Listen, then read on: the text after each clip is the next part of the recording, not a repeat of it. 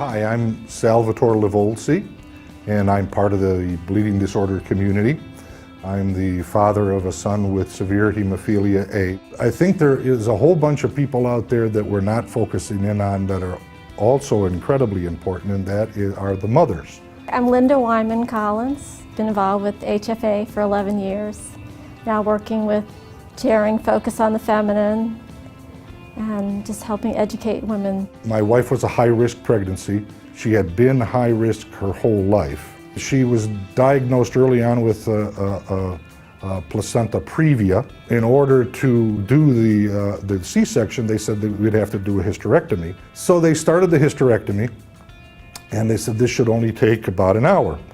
Well, an hour goes by, 2 hours go by, 3 hours go by, and finally the doctor came out and said, we had to call the emergency team from the emergency room, the trauma team, because we can't get the bleeding to stop. They came out and told me that she wasn't going to make it off the table.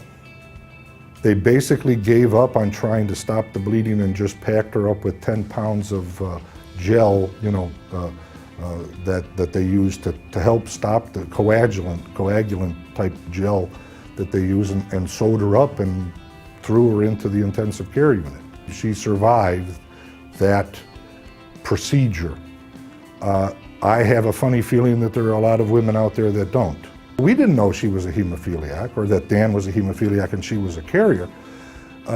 So we almost lost her because of the fact that we didn't know that there was a bleeding disorder there to have to deal with. Most often, if a woman actually has a child that's been diagnosed with hemophilia, and they do testing and find out, then they'll just label as a carrier, but most often they don't actually check her factor levels. Right now I want diagnosis being based on factor levels, not on gender. If you don't know about it as a woman, that you have a bleeding disorder, it can be tragic. And that is that's an area that I think we need to talk about as a community. And it's an area that I think the CDC and the people that are on a worldwide level need to understand. There could be tens of thousands of young women dying that we could prevent if we knew that they were bleeders.